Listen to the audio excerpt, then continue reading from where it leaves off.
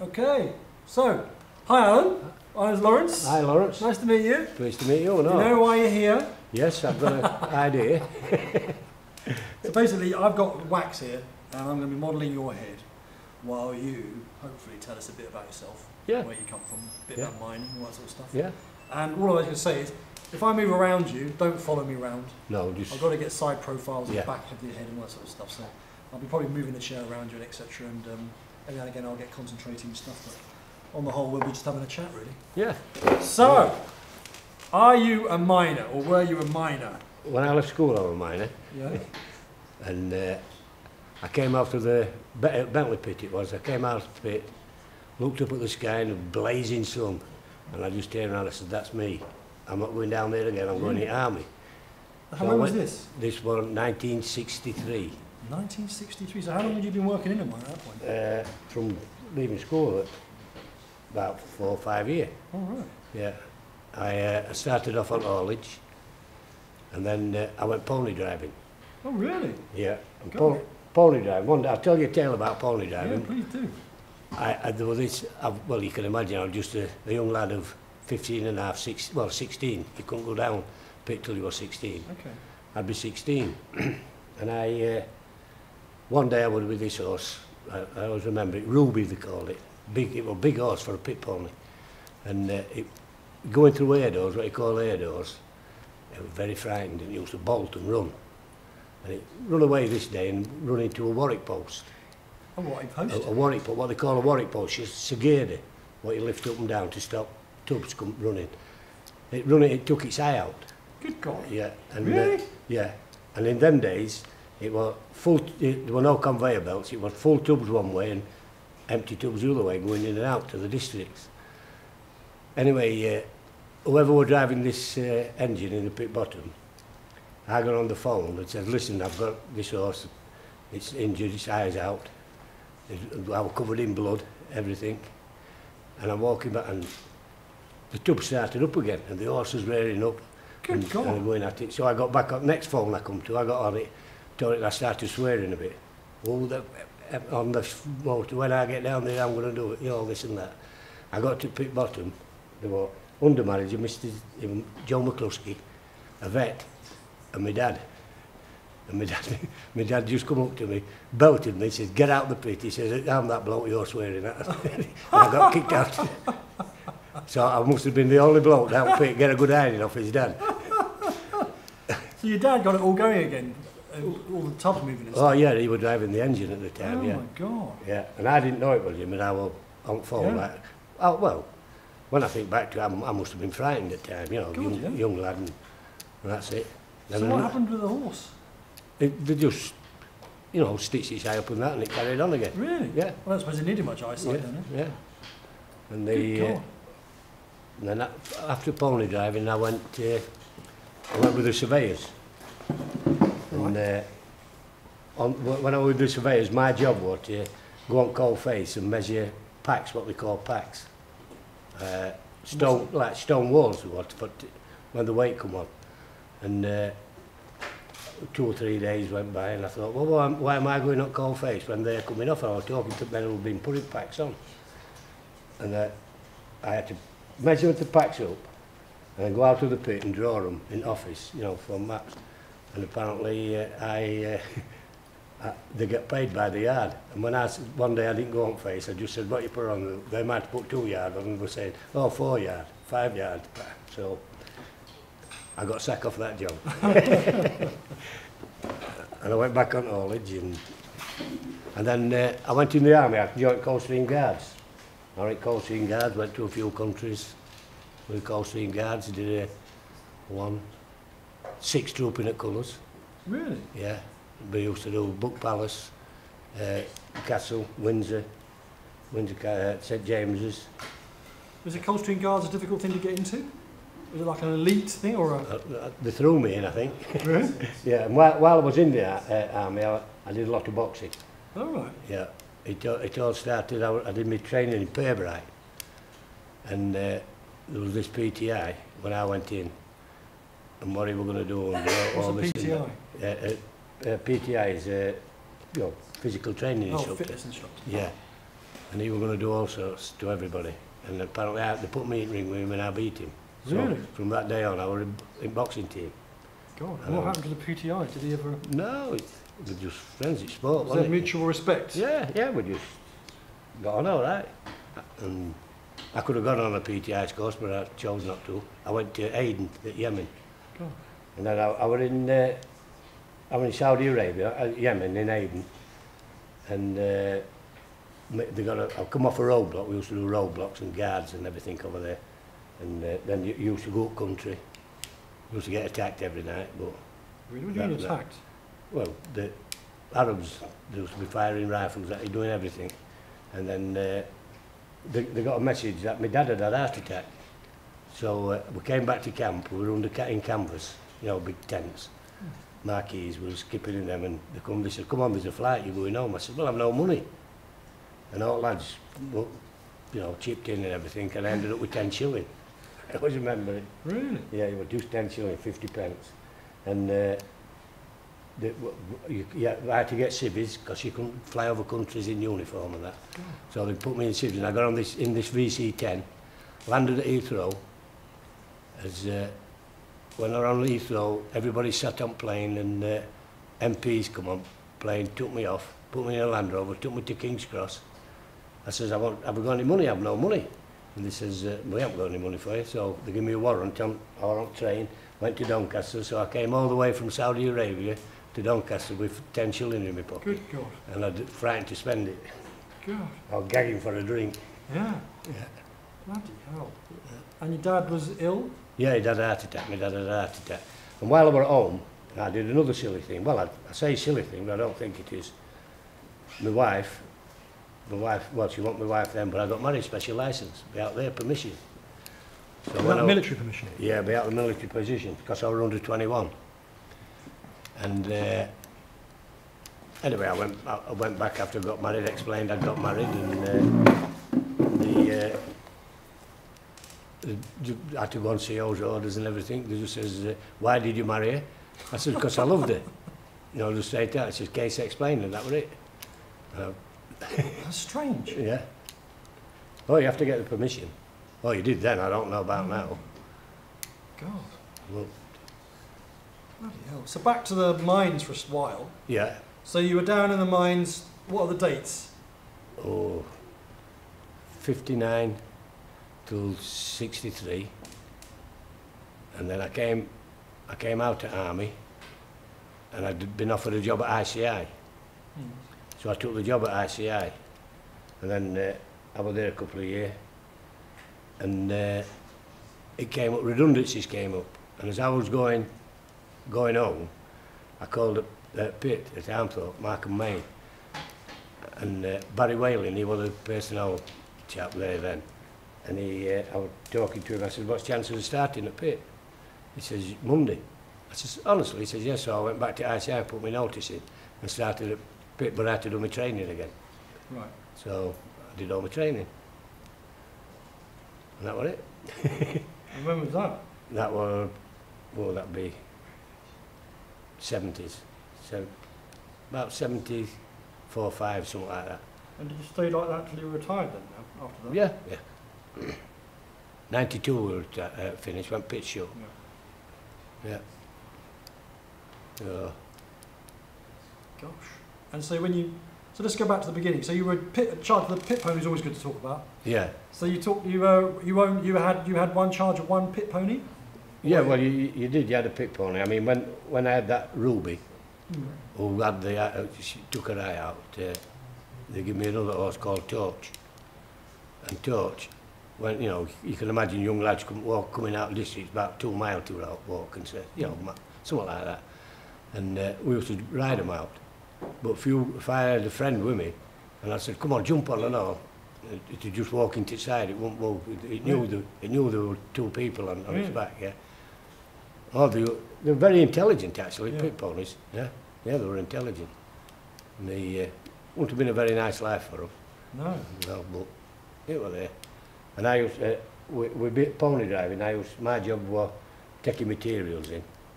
And what you call, you know, contractors who were doing headings. they wanted their cardock shells in first. Well, cardock shells are what they drilled holes into stone and that, and then explode, explode them. Carbide. Yeah, and they used to come up to me, make sure our shells are in first, make sure our shells. So I used to have my favourites, I used to take them, and then on payday, Fridays, I used to stand in pit yard, and they used to come and give me £half a crown or something like that, to make sure I took them in. Or a bag of humbugs. Yeah, so I could write a book, couldn't I? Yeah, you certainly could. That's my trouble, I can't spell. So how many pit ponies were down there? I mean, did you at Bentley then, as I can remember, I'd say there must have been 15-ish, something like that, yeah. And I suppose there were was it shift work then? Was it yeah. So you'd have, what, 2 or 3 on a shift? Yeah, you had stables, and you used to go in and you had to take them out at stable and bring them back in, and begin at shift and end at shift and that. So was that an enjoyable job, having a pit? Oh, yeah, we had some right laughs. Yeah. I know people who've never worked down a pit must think you must be crazy, but it was great. It was. Yeah. It was. You had some right laughs. Yeah. You didn't put a foot wrong. You put a foot wrong and you knew it. The boys used to take the mickey out of you. Yeah, it was really good. So you stayed with the ponies for how long? Well, till I went in the army. So you were with the ponies for a couple of years, yeah. And then you saw the sun. Yeah. Saw the sun, I thought, I'm having some of that. Went to the Coldstream Guards. Yeah. And then ended up in Arabia. Yeah, I've been in Arabia, Yemen. Yeah. And what was the fight about? What was the battle about then? What was the conflict? Well, it's more or less as it is now. It's been the same all the time now. They just didn't like British, I think. I think that's one of the reasons. When we left Aden, we were nearly, I wasn't actually the last out, but there were the stuff what we took out to sea and just dumped, and I'm talking vehicles and things like that. Really? Yeah. And they left, they had some married quarters out there, what RAF were in, big flats, and they were just left everything because they were, and when British moved out, they all moved in. Yeah. So, and that's that. What sort of action was it? Was it shooting? Was it? When you were up country, when you went up to Radfan, they called it, Radfan Mountains, in Yemen, there were, night times you'd come under attack and things like that. You'd just see tracer bullets and that. They didn't know where they were firing. And we used to just fire mortars. But you never, in the morning when we had to go and inspect, you'd see bloodstains, but you never see any bodies or anything like that. And that's all. I were in mortar patrol at the time. And you were on the mortars? Yeah, and we used to fire mortars out at night time and send flares up with mortar and everything, just see if we could see. But it's all it was. They were just one of them things. Life, you just got used to it. Yeah. And then where else did you get to? Well, all over Europe. One of the best places I went to, we were in, well, I'll tell you a tale about, we were in Liazac, that's south of France, Perpignan, round that way. And my wife were expecting Robert, my son. And I asked if I could come home. I said, there was some going home on a train and others going Land Rover. I said, no, you're on a Land Rover. So my son, he was a fortnight old before I knew it. Gosh. Yeah. And what's Rob now, 50 odd, 53 I think he is, yeah. Something like that. So, that's life. Yeah. So you weren't with your wife, your wife didn't come with you on your military? Only in England. She never came abroad with me, We ended up in Chelsea. Oh, in the barracks? Wimbledon. Harrow Road, 796B Harrow Road, we had a flat. And that were army hiring, the army hired it for you. And, yeah. And then we went to Tidworth. We had a place in Tidworth, but wife didn't like it in Tidworth. So she came home to her mother's. Yeah. So it's quite tough then, being away from your... Oh yeah, yeah. It's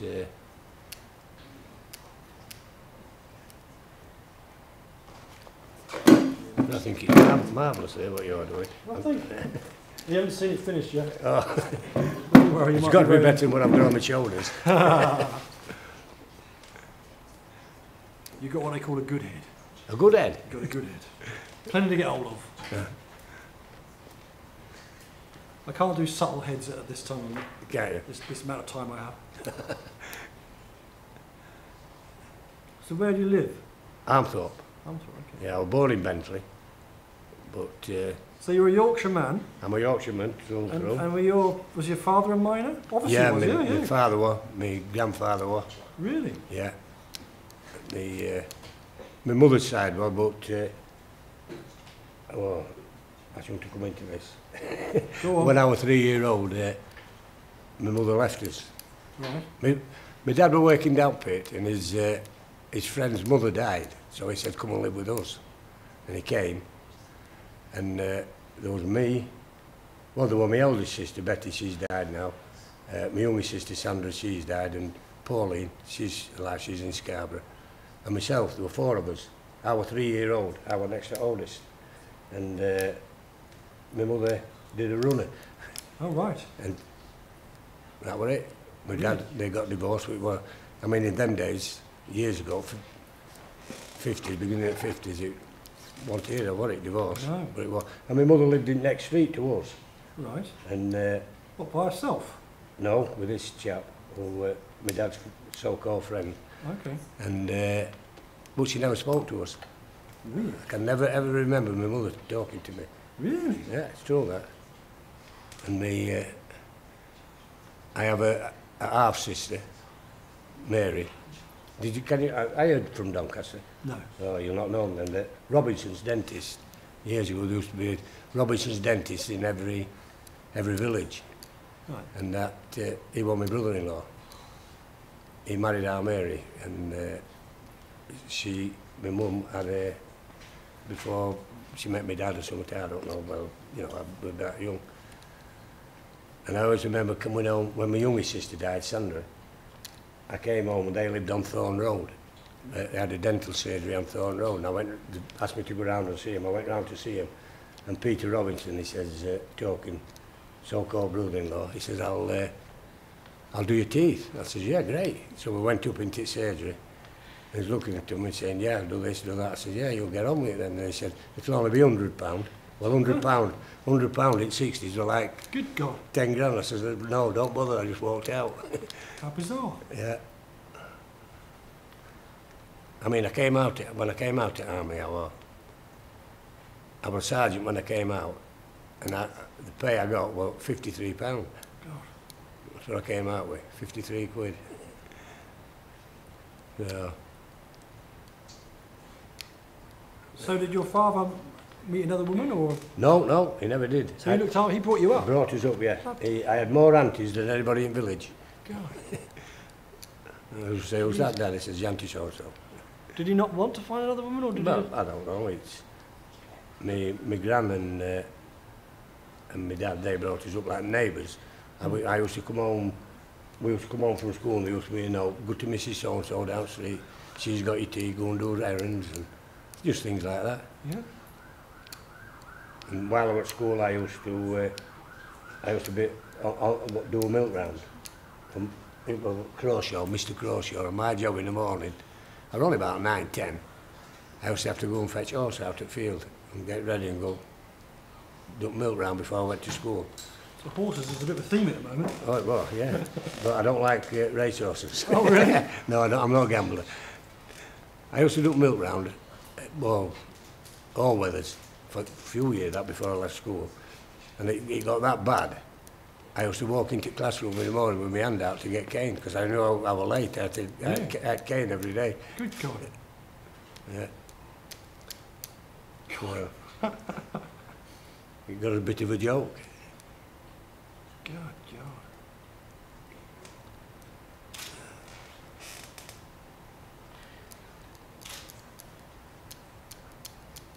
So your dad worked down a mine. Yeah. He what was his job? What was his main? Well, he was an engine driver. He was a contractor, and then he had an accident. He nearly lost his leg, and he ended up as an engine driver. But when he was out at pit, he was union secretary. Oh, okay. Yeah. And well, you know, things like that. But as I've got older, I've realised how hard it must have been. When you're a kid, you know, well, you're not bothered, are you? Wow. No. Oh, And that's my short life. that's amazing. That's my 73 year. Yeah, incredible. Incredible. But I've had a good life, mate. I'm Yeah. quite honest. I've been very, very lucky.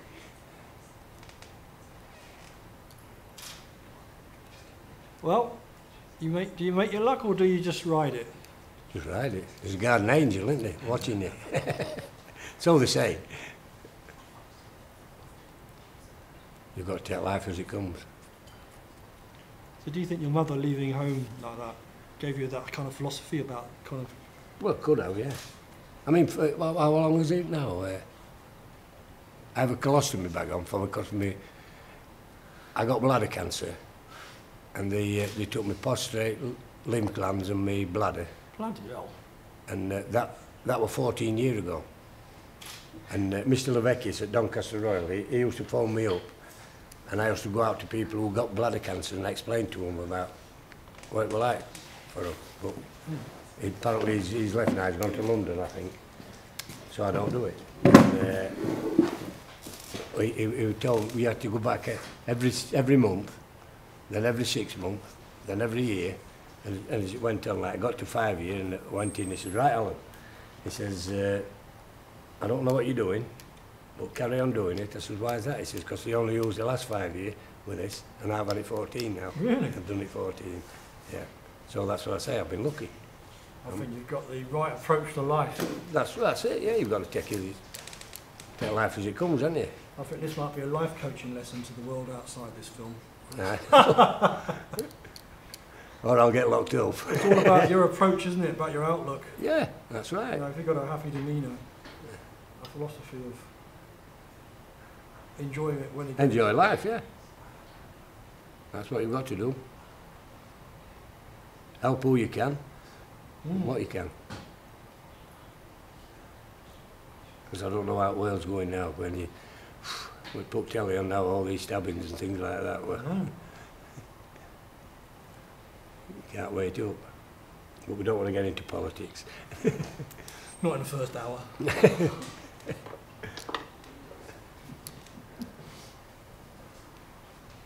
So just explain again. So you went to you had also had lung. Yeah, I had, well, what it was, same as I say, I got that meat stuck in my throat. Yeah. And we went out, that was on Sunday lunchtime, and I left it till Monday morning, but I couldn't swallow anything or drink anything.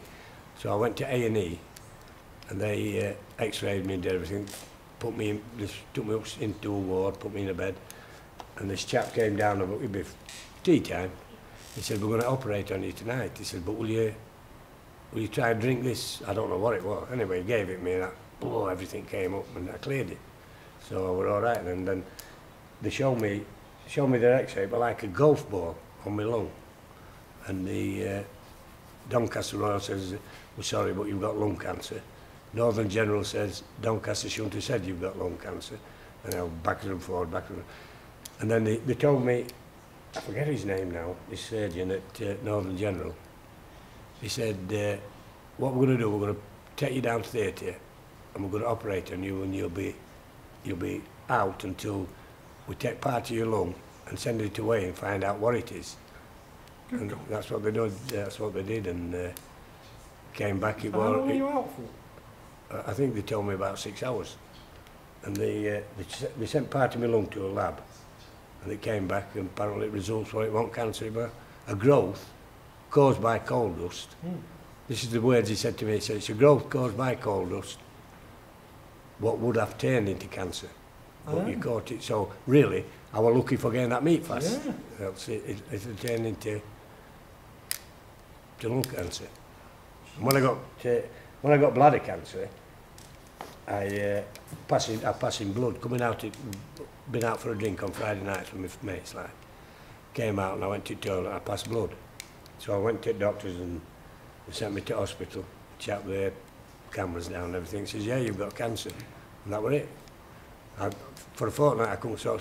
Honestly, I couldn't stop crying. I thought, this is it now. I'm dead. I'm gone. But I just thought, well, give myself a kick up the button. Says, carry on. You've got to beat this, and that's it. Wow. So. God. And did you do it? How did you do it? Sorry? How did you beat it? Just got to my mind. Just said, right, that's it. Mental attitude. Yeah, that's it. Well, I've two friends. Well, I had two friends.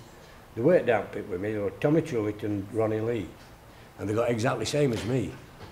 Bladder cancer, exactly the same, everything. We all got it at the same time, three of us. Yeah.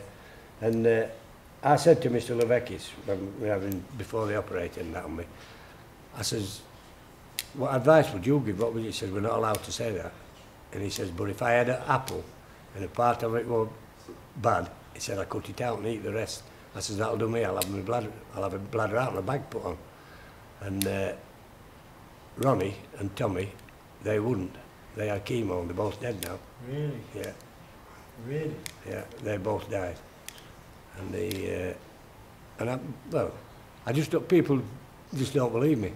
It's the same as I've just said about parking car up where I put my disabled sticker on because I have a disabled sticker. And the number of times traffic wardens and people have pulled me up, said, can we have a look at that please? Think I'm cheating and so I don't think it's mine. So I just said, yeah, by all means, it's yours. Yeah, well up. So they've given me a disabled sticker, so I might as well use it, haven't I? Yeah. Yeah. I won't say I needed one. They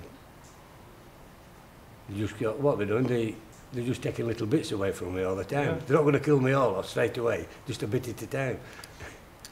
I'm hoping some jealous husband is going to shoot me when I'm 90.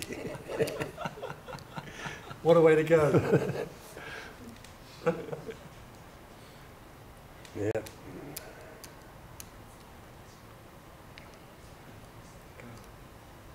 So when you went back the second time to the mine, Yeah. what was your main employment then? Just, well, when I first went, I had to just do all my training again, Yeah. which was just basic training really. And then I went out, they asked me to go and drive a stage loader. That's on Stage loader? what they call a stage loader. It's on, it's on at the coal face, and as the face extends, you push everything forward, the conveyor belt and everything. And this is a stage loader, pushes everything forward. And I went on that for, 12 months or so. Then I just went contracting. Doing odd jobs all over the pit and doing everything. Is that what you call market man? Yeah, like a market man, yeah. Yeah. Well, I've had some really good jobs up pit. But I didn't tell you them. Why not? No.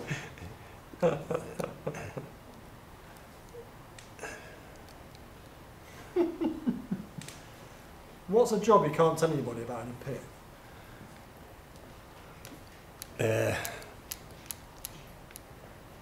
Has it edited this? We can edit it, yeah. Yeah. Cool. I was going across Coalface one day, and it came over to Allan, go to manager's office, and everybody was saying, what you done? I said, I don't know what I've done, I've got to go to manager's office. So I went out to pit, went to manager's office, and he turned around and says, right, tomorrow morning I want you to get your checks out, as if you're going down pit, and take my wife's Mini to Barnsley and have a new clutch for it.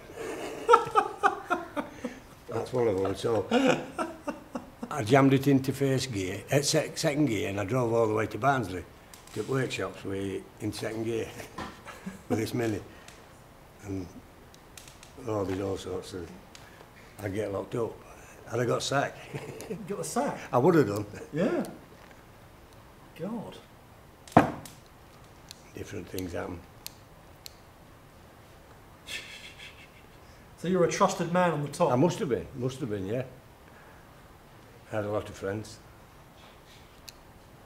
And were you in the clubs and the pubs Were you Yeah, I've never been a, I've never been a big drinker. I'm just a couple of pints, and that's Yeah. it. I'm vice president now at Coronation Club all right? in Armthorpe, yeah. And so, well, yeah, I pass my time on there. Yeah. Yeah. I'm employed as the handyman, but I keep telling everybody I'm only handy because I live around the corner. But I like doing odd jobs and things like that.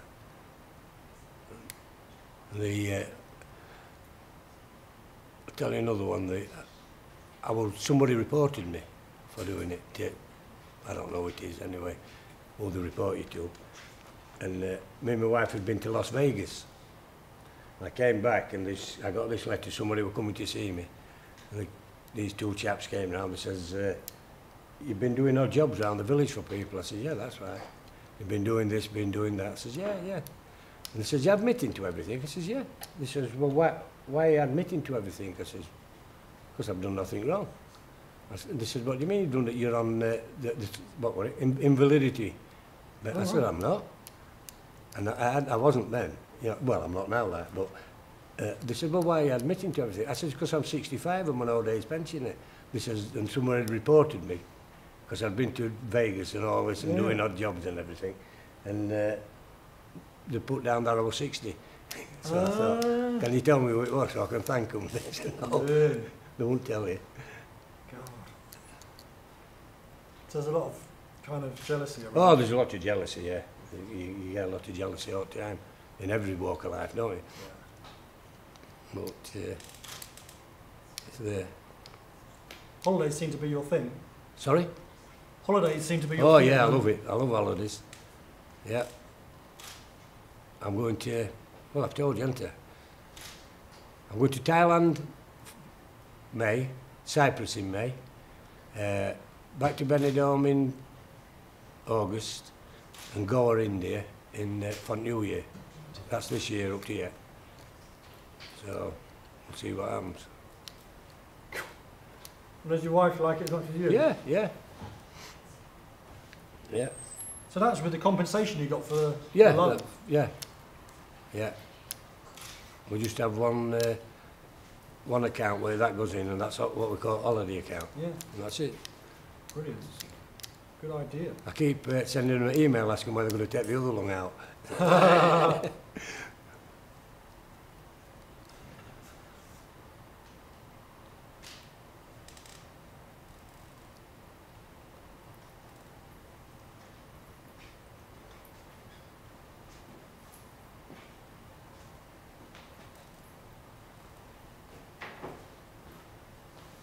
I could push my nose in if that'd make it better like that. Good God, you've got no bone in your nose. That's fantastic. You can put my nose anywhere you want. Is that from the fighting? Yeah. So where did you get, how far did you get with the fighting?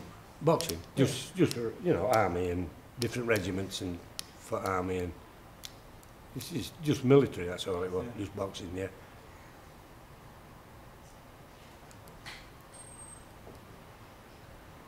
How are we doing, guys? Great.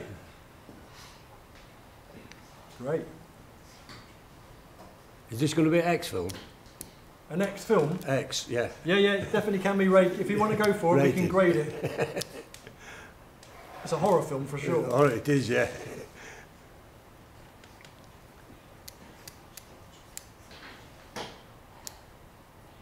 I don't know what I'm going to tell my mates about this, because I said you've asked me to come back.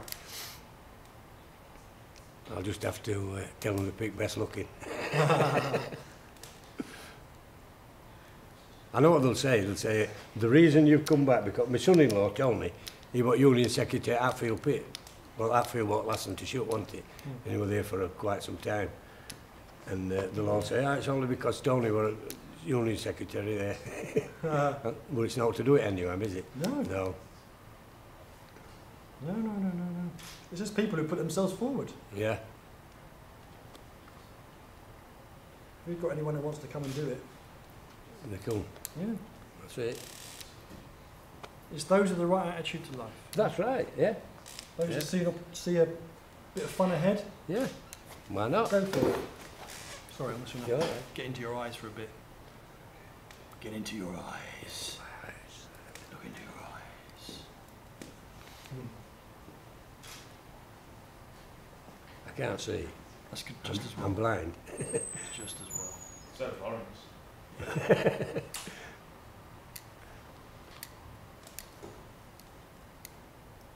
So how many kids have you got? 2, boy and a girl. Grandfather? Great granddad. Good God. I'm a great granddad. I've two grandsons and 1 granddaughter. Granddaughter, she had a little lad. He's a month old now. Just a month old, yeah. And the two grandsons, one's my daughter's, one's my son's, and there's 6 weeks difference in them. And they're like brothers, they're together all the time. But now Deck, he's courting, and Oliver, he's football crazy. Yeah? Oh, well, next week is the ball 21. He's a manager for Rico in the warehouse in Leeds. He's Oliver, and he's going to. I don't know where England's playing in London, Wembley, I think. He's going to watch that. Then they're going over to Germany next day to watch another football match, and then he's going to Montiago, is it? Jesus. To watch football, and they haven't got a ticket. I said, well, what are you going for if you haven't got a ticket? He said, I might be able to buy one there, Grandad. Good God. So, he is crazy. And Deck, he works for himself, actually, Deck. He's a heating engineer. All right. When you do this, can you give me a bit more air? Yeah, don't you worry about that. We'll add all that. We can use the welder in the bronze as well, Okay. if you're not happy. I'm the problem. I've got the problem there. You're fine. Yeah. I'm on it back.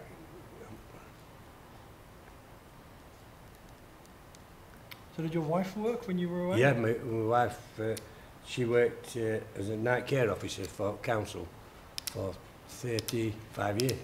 She did nights for 35 years. God, Yeah. Jesus. How did you manage that when you were away? Well, she won't, 1 hour away she won't, All right. she came away with me. Tidworth, same as I said, Tidworth was the last place she came, and then she came home to her mum. And I'd had a council house for 18 months, and we never bothered with it, just paid rent. Really? And so we sorted that out while I was away.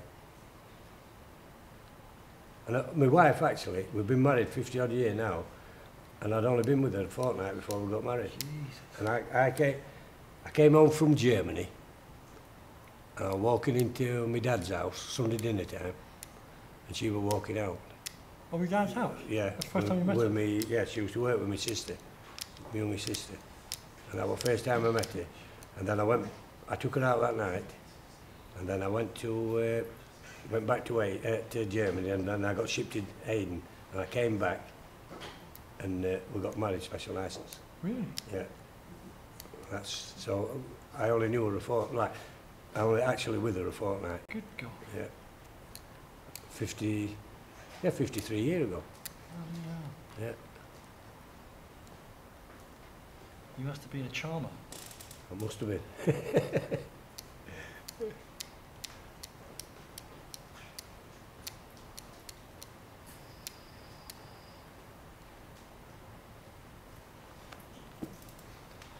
Yeah. Well, I can see. You can see that, can you? I think I can. And what happens to these now then? Well, I take them back. I've got my own foundry, Yeah. so we take them back, and a mould maker will make a mould, Yeah. and then we'll make another wax, which is the wax that will go into another mould. It's lost wax casting, Oh yeah. and it goes into another mould, into a kiln, Yeah. and the wax melts out of the mould and leaves a negative space, the shape of your head, obviously, because it was in there. Yeah. And then we pour bronze in, Oh, and it becomes a bronze head. that's it. And once we've got the mould, we can take lots of things from it, so we can get a plaster and all that sort of stuff. So you'll be getting a plaster head Oh, thank you very much. as thank you for turning up. Yeah. Oh, great. And eventually this will hopefully end up in the actual sculpture in the town. Oh, be nice. Yeah. Yeah.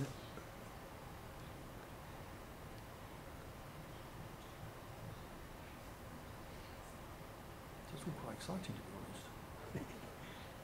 Wow, it's a great job because I bet it is. you do all this side of the business, you know, talking, chatting, meeting people, Yeah, but it's good, but and it's creative as well. yeah. I wish I could do something like that. Do you have hobbies in? Not really. I It's a very odd job now for the yeah, village. just do it yourself and all that. And I've had 2 allotments, but I gave them up when when I got me lung. I thought I can't do it. So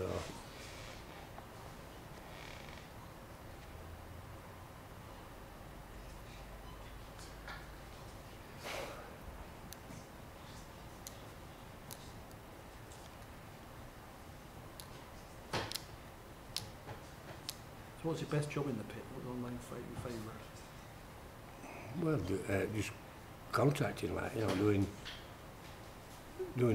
anything.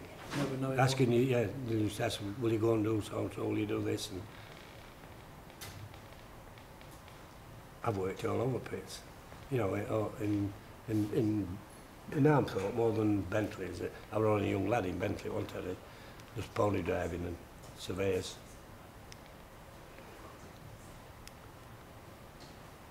So what sort of how are the pits different? I mean, Bentley was are they both deep? Well, Bentley, in them days, it was where they had what they called stints on coal face, where they shovelled it off. Oh, right. But where at Markham, when I came back to pits, you were all modernised, and you had your cutters going down, ripping onto what they call the chain. Chain would drop it onto stays loaded belts, and that's it. Come out that way. Well, when you work down the pit, comradeship, or you don't get anywhere else. Yeah. Yeah, it is really good. Really So good. you weren't around for the strike, I presume? Yeah, You were? I was on strike for a year. Yeah. So I always remember you had to have 20 years service and be age 50 when we finished pit. In 92, and he says, and then you could keep your fuel, your fuel allowance. Oh. Anyway, they got me down 19 here, and I was 50, so I went into offices and I says, how come I ain't got my fuel allowance? Keep my fuel allowance. They says, because you were on strike for 12 months. So when we were being on strike, it did me out of thousands. Oh, no. But your life's planned, Yeah? so they say. Fatalism, eh? Yeah. Yeah. I bet these get fed up with listening to people, don't they? I bet they love it, don't they? You're loving it, aren't you? She's the director for this one. Oh, yeah. He's brand new. Is that your name, brand new?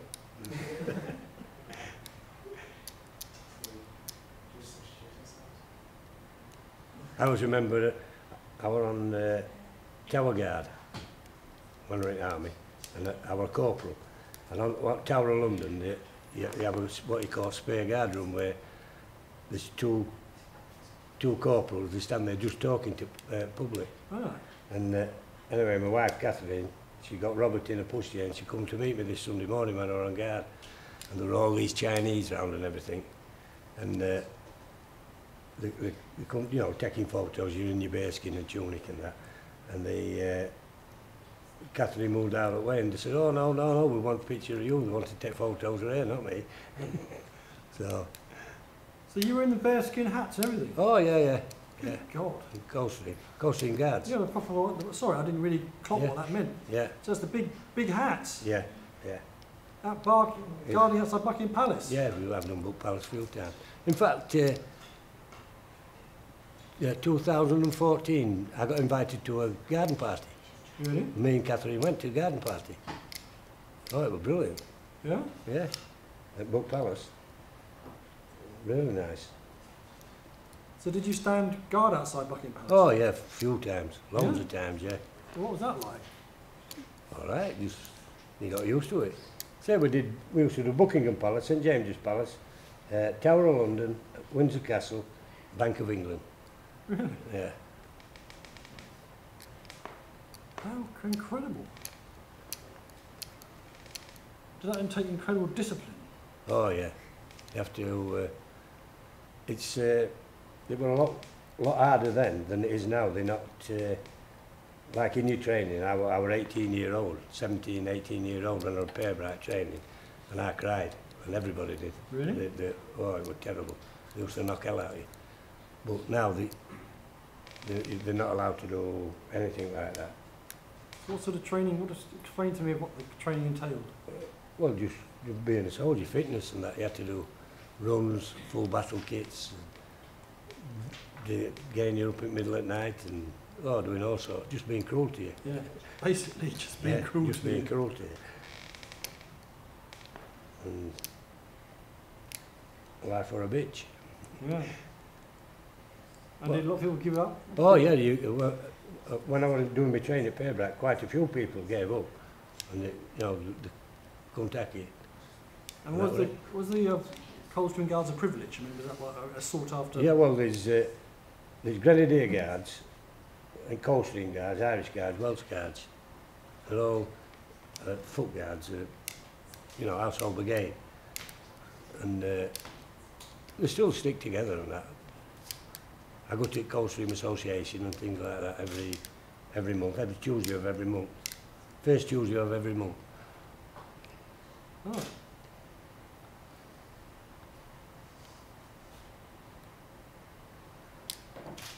You were quite a tough guy then.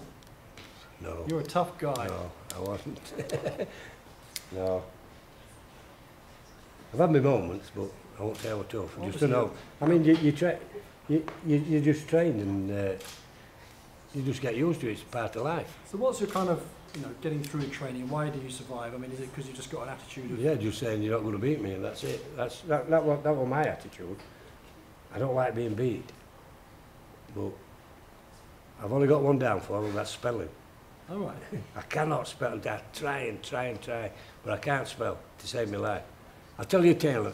I came back from, where was it, Honduras, Belize it was, and I came to Chelsea Barracks. And there were these, in Chelsea Barracks there were these Cockney lads, 3 Cockney lads in the same room as me, and they says, come on, we're going to Windsor to see this rock concert. And I says, well, there were no mobile phones then. I had to write a letter to Catherine. And I'm writing, and there's a Yorkshireman, I said, how do you spell yawn? Meaning yours. Yeah. And they said, what, when you're tired? I said, no, when it's yawn. Boy, it's unbelievable, chuffing spelling. I've tried, but I cannot spell. Read.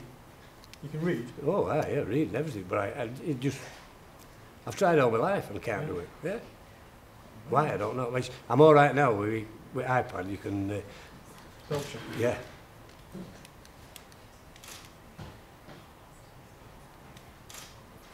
What sort of stuff do you read?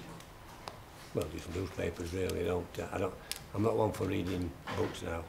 I've read 1 or 2 books, but I can't get into them. It's not quick enough for me.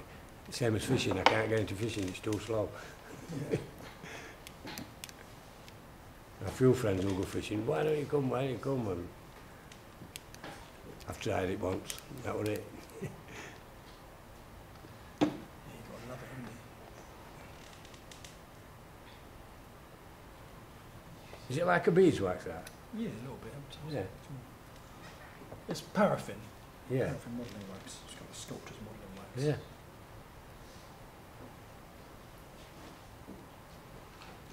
It goes harder and harder. Yeah. It goes on like putty.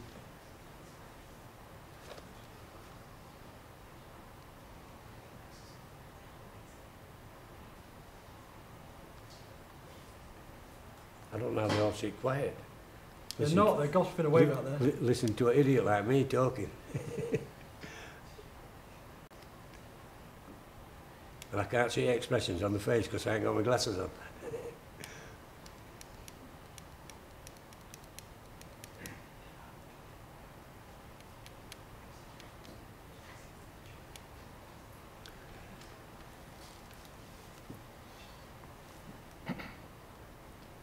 So what are Chelsea Barracks like? It must be quite plush. Right, Isn't it? Chelsea Barracks, it's been knocked down now. Mm. Yeah, they knocked it down. It's a big housing estate on it.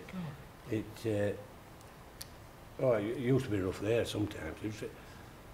I've seen lads who've what they call, they found some dust on the. It used to have a bed and a locker, and if they found dust on it when they came around inspecting, I've seen them say, right, show your bed area on parade ground, and they've had to carry the wardrobe and beds and that down, like 4 stories high, and parade it on. Oh, there must be all sorts like that. Yeah.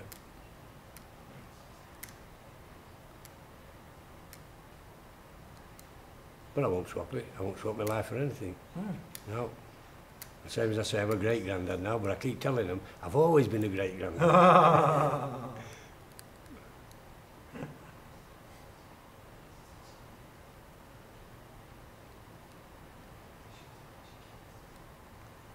bet you are. I have a laugh with him.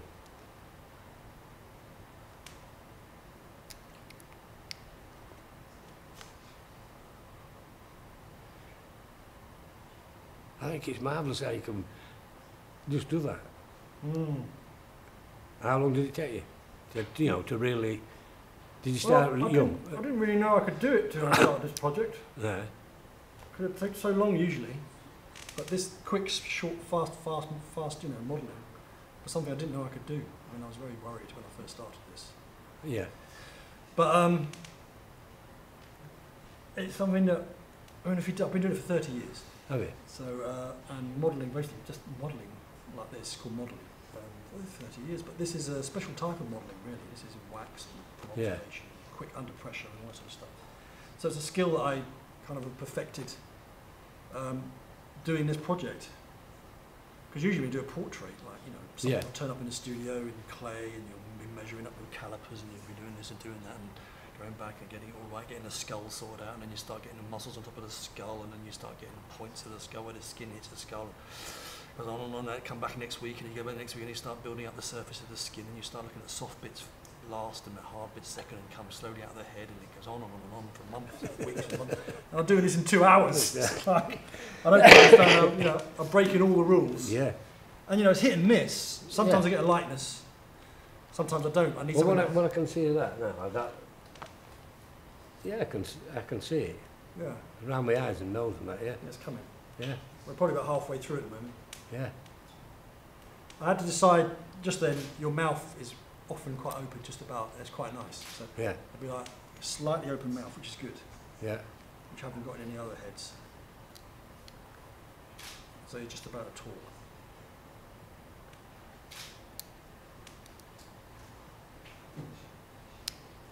Yeah, once you get the main coordinates in, begin to feel, I just begin around here, just begin to feel your cheek working. Yeah. Brilliant. And then really, your hands start doing it themselves. They sort of have their own Yeah. kind of way of doing things. And you kind of just end up watching them sometimes. Must be great to do something like that.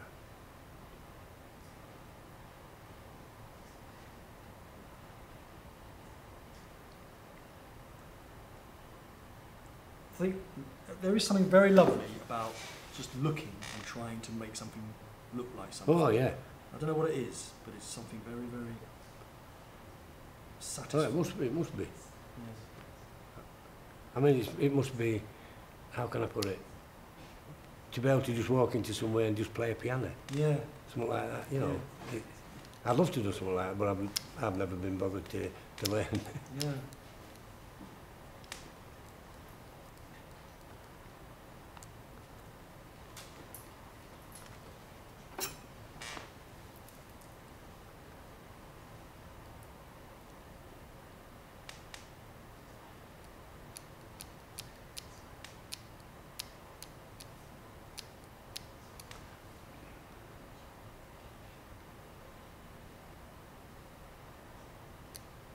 And it's incredible because I've got this skill, I come here and a day I get 3 heads out and all sort of stuff, and I'm forced to work and I'm forced to do it. I get home and I've got a wife, 2 kids, I've got a family all around me. Have I ever done their heads? Never. Never. And it's just because I come here, I have to do it. And Yeah. I kind of do it, and I always go home thinking I've really got to. Oh, you should do. Family out, you know. Go in the garage and. You should have kids every year, and then you can Yeah, see how no. they change. Well, why don't I? Don't I do that? Oh, it's just terrible.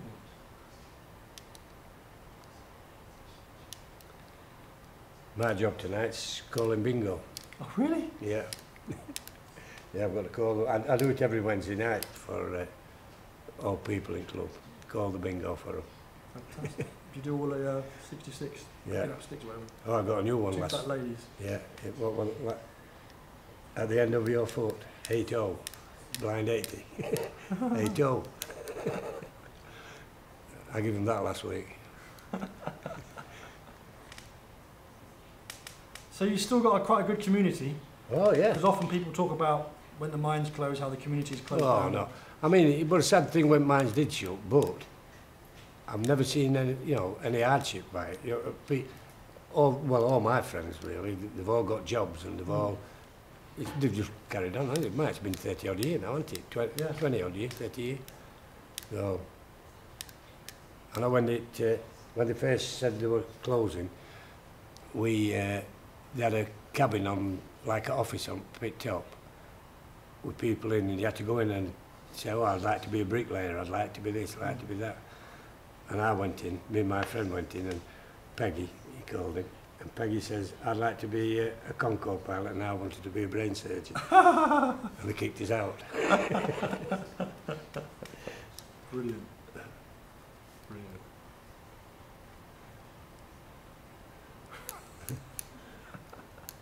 Well, I've just,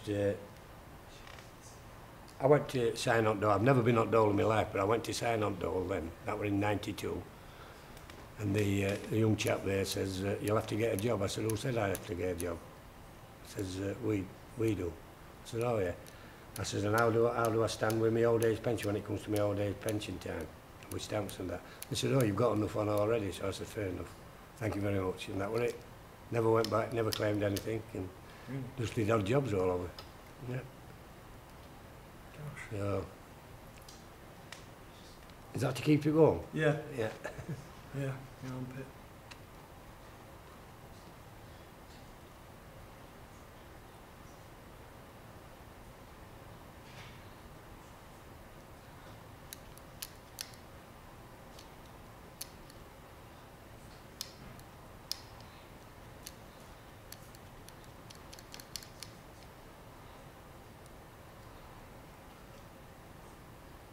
See, I'm getting quiet now.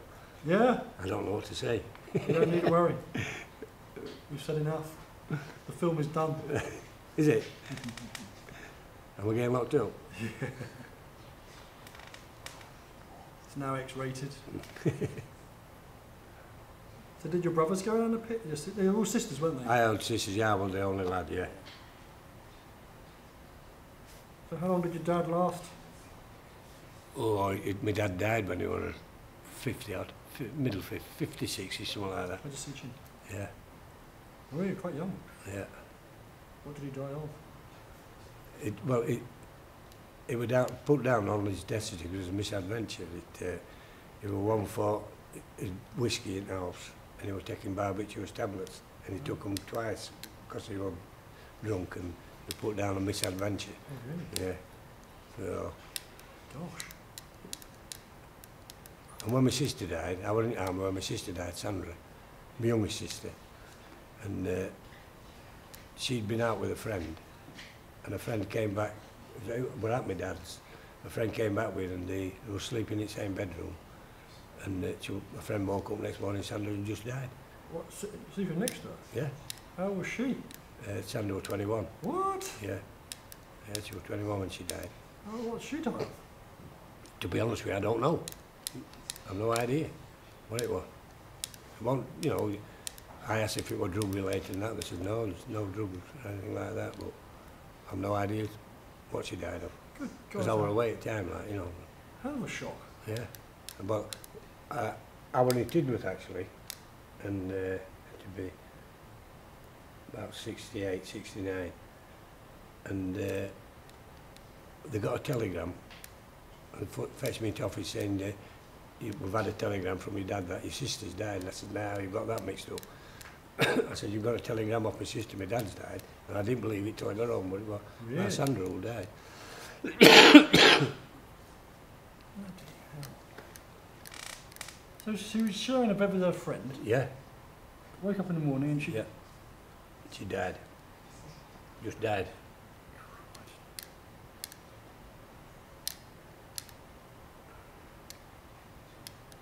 I mean, I always remember, they fetched her home in a coffin. And in them days, they used to do that. And they were she's laid in a coffin in front room. And my dad made me sleep on settee in front room. Or he says, you sleep there with us under. So I had to sleep in the same room all night. Well, it didn't bother me like, because you seen loads of dead bodies, but when it's your sister, yeah.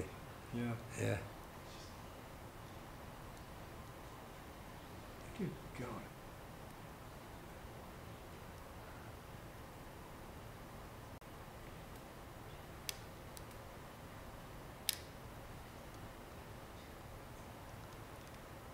But your other sister lived, there was no other Yeah, Betty. tragedy.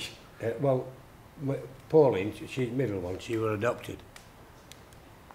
And she's living, I didn't get to know where she was until, what, 10 years ago. She's living in Scarborough. Really? Yeah. Well, just outside Scarborough. Seaham, is it? Something like Seaham. that. Yeah. And my other sister, Betty, elder sister, she died. She was in the right bad way. She went for an eye test one day, and opticians in town says, you better wait there, he'll fetch you, you'll have to go to hospital. And she'd got, what do you call it? Some disease you get around your waist. Shingles, isn't it? Shingles, yeah, that's it. She got shingles behind her eye, Ah, and they took her eye out. what? Yeah, and she didn't know, and she lost her eye there.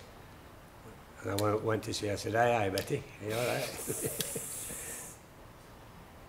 And then she died, Betty died, and they came, her daughter, my niece, like, came looking for me, and I was in Mexico. Me and Catherine were in Mexico on holiday, so I never went to her funeral. Oh, God. Yeah.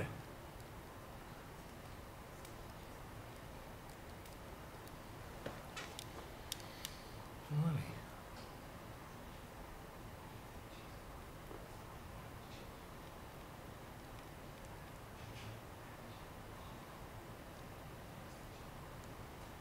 It must be like this when you're in the police station being questioned. Yeah, So- yeah.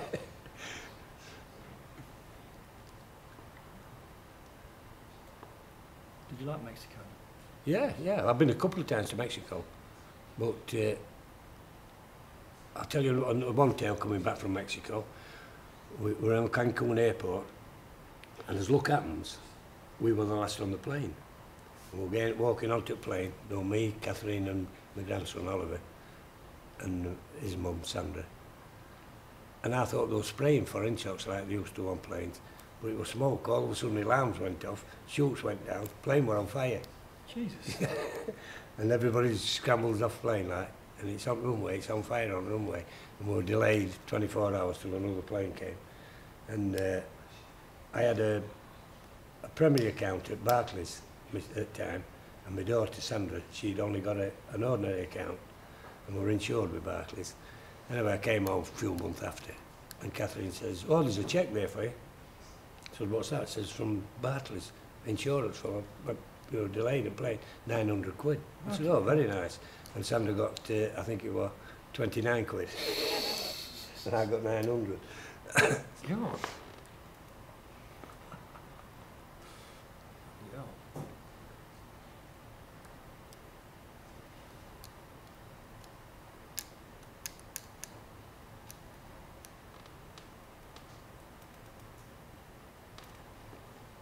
I'm liking this, it's good.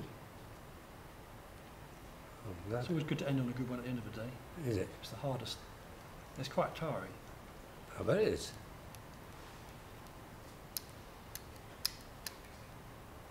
They've took that many pieces off me though, I could have took my head off and left it. Yeah.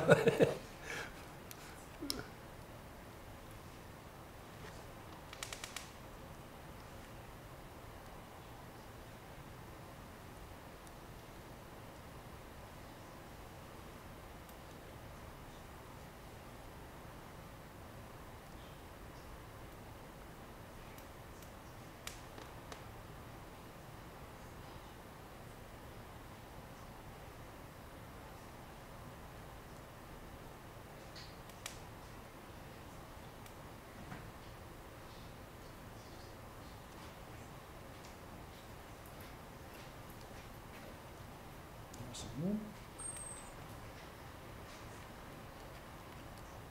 So you've done, this will be the third one today. Third one today, another 3 tomorrow. Right. I can only do 2 a month, 3 to 6 a month. Yeah. I have someone working in the foundry full time on the moulds, so you know it takes a month to get the moulds made. Oh yeah. Another thing about the job is the council aren't rushing it, you know, they're letting me go at my own pace. Oh well, that's it. And as a result, we're going to have a quality job.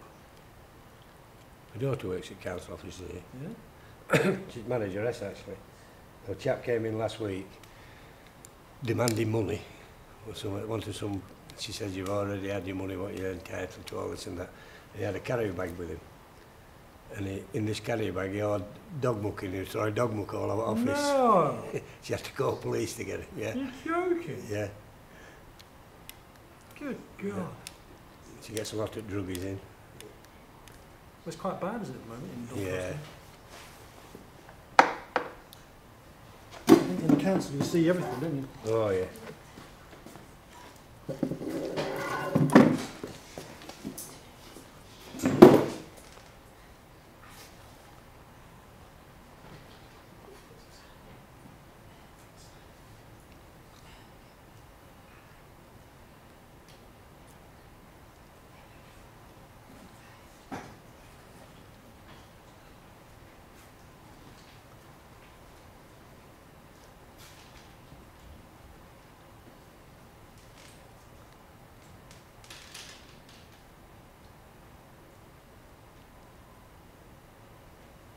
So they all come from Yorkshire, your family, or they all...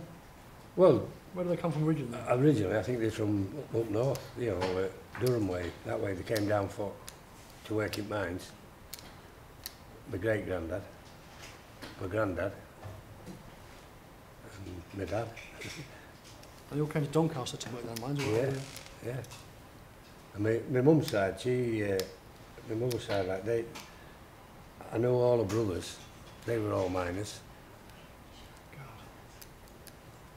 But I don't know what went off when I was a kid, same as I can remember us going into shops as a young, you know, little toddler. Where my dad would give us ration coupons to go, you get 2 ounces of sweets. And my mother would be in shop, and other women there, and women, because she never spoke to us or anything, my mum, any of us. Why? I don't know what went on. You saw it there? Oh yeah, yeah, but they never spoke. Good God. So she worked in a sweet shop, literally? Well, she didn't work in, no, just a corner shop where, in Bentley, where we was going, Rigby's we call it. And it just never bothered. Probably didn't want us. But all neighbours used to look after us. You know, I always remember next door, Mrs. Bailey, Mr. and Mrs. Bailey. They had a motorbike sidecar and they used to take me all over on this motorbike sidecar. Fantastic. Would he have been a miner, Mr. Bailey? Yeah, he was a manager actually. In charge of all lamps and safety lamps and things like that. His son, Eddie, he was high up at cementation, on mining side, electrical side. And then his other son, Alec, he emigrated to New Zealand. And they all had, they had motorbikes, right? They built their own and everything. Gosh. And my sister, Pauline, who was adopted, Mr. Sharp, he adopted her. And he was a manager at Bentley Pit. So she was adopted from your family? Yeah. Because your dad was overstretched, as it were? Yeah, that's right, yeah. But And she went there. Your dad must have felt a lot of pain. Oh, yeah. God. Do you know the reasons your mum left? Does your dad... No, It was just a no total idea. surprise? Yeah. Well, she left. As what I can make out, she left. She was away a fortnight, and then she came back, and then she left again, so... My dad said that was it. And he brought us up. And my grandma used to come round sometimes. Well, most day. No, that my dad's mum, Grandma Booth. And my mum's name was Hickman. The, same as I said, there used to be notes left. Go to Mrs. Smith down the street, go to Mrs. So-and-so, and she's got your tea. And that's when my dad were on wrong shift, you know, when he were working.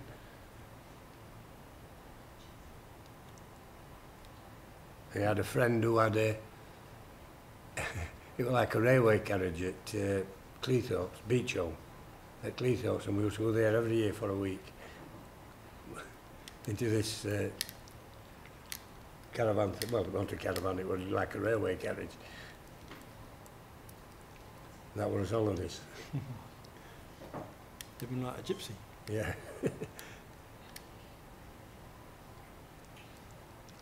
No, I've got some happy times as a kid. Yeah, it's really happy times.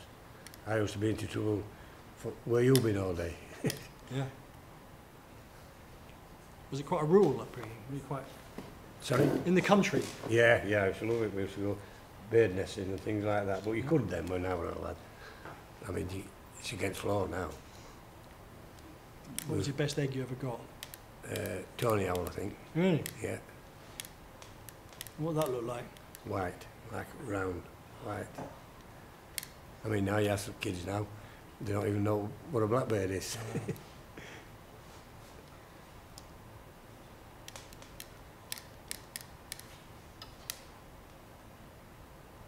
I mean, they've got more now, they've got more money, more games, more than we ever had as kids, but when I think back, we were happier, healthier.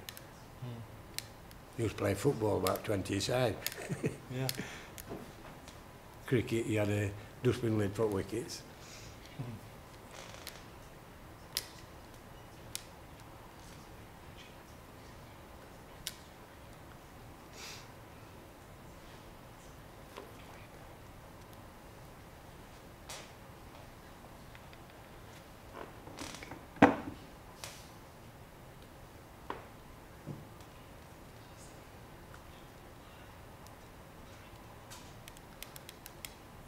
Did you have a mining cottage, as it were? Mining. You brought up in a miner's. Just, House? yeah, Mountney's house, yeah.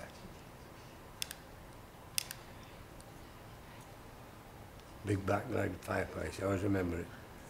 You had to throw about 3 buckets of coal on stick. Really? They were that big.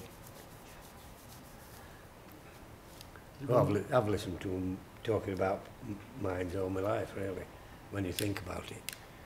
When I think back now, like Sunday afternoons, neighbours used to come into the house, they all used to be sat around playing cards and going at it and talking about work, and women used to be doing baking. My grandma used to do baking, jam tarts and that, and used to pinch them and they used to be red hot, burn your mouth. Custard tarts, used to make them with grandma. And they used to bake their own bread, oh, it was gorgeous. Yeah. Homemade bread. I could eat that now. God, yeah.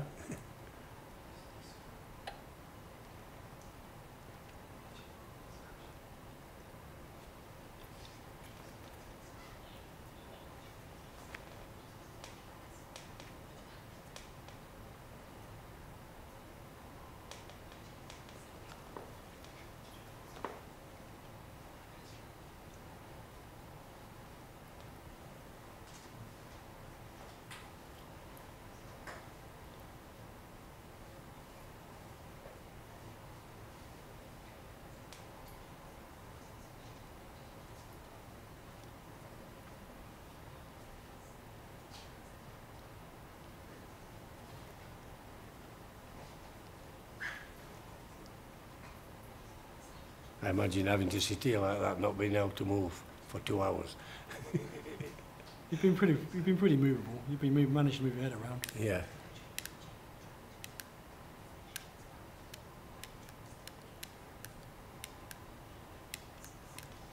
That's an unusual thing to be doing.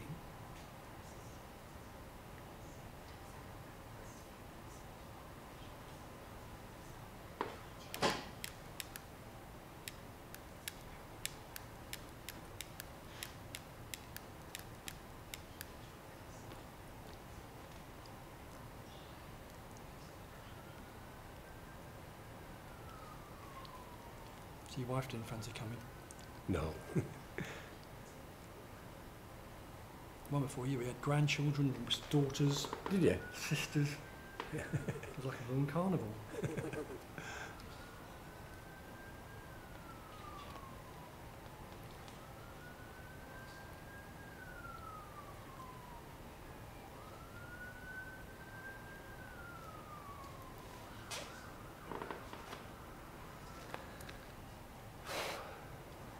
Not long, I doubt. What's the time we got?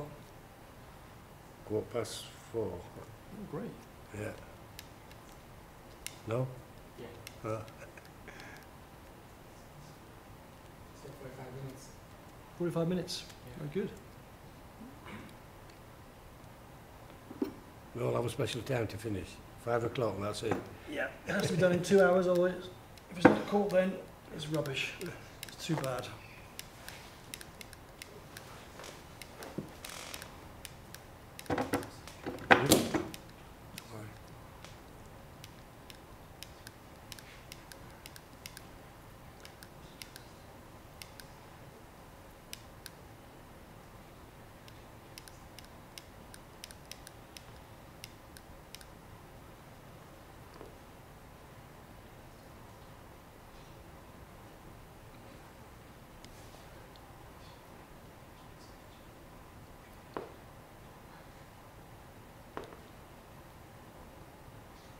Everything's blade, but now I ain't got my glasses Yeah. on. Yeah. Sorry about that. Oh, you're all right. I don't mind. It's age, old age, isn't it?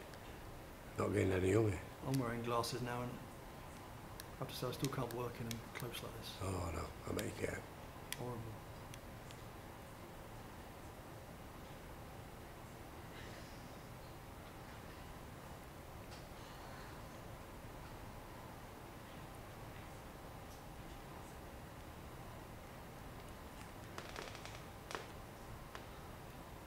So I bet you saw your fair share of accidents down there. Yeah, yeah. 1 or 2. You go with.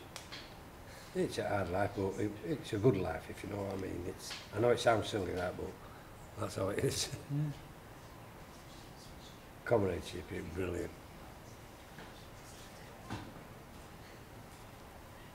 I mean, there's lads now, I go in town, shopping in town and that, and they'll say, "Hey, pal, how are you going?" I say, "I'm all right, thanks." And wife will say, "Who's that?" I say, "I don't know." I know the face, but I can't remember the name.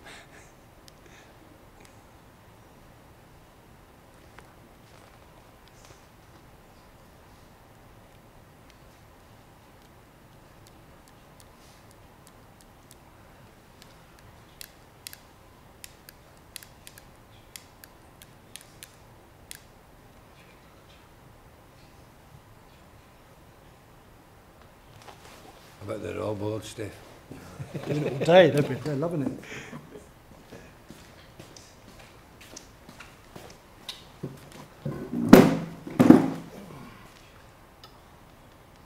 Put the glass on and have a look for a minute, you know. Yeah. Yeah. Brilliant, that. Yeah, you've got me mouth right now, haven't you? Always open. Yeah, it's nice. It's no, a nice no, little feature, that. My mouth's always open. Yeah. Take them off, should I? Yeah, sorry. Well, Oh, yeah, all right. smooth you out a bit of white spirit now.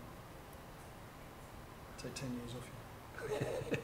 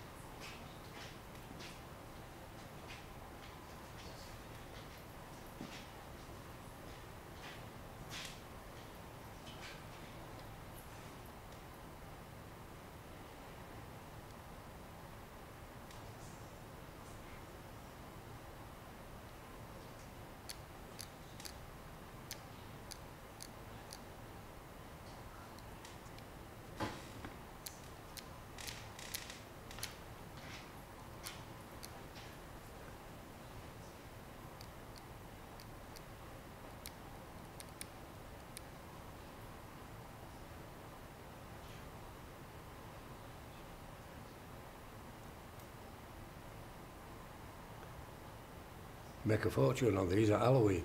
Yeah.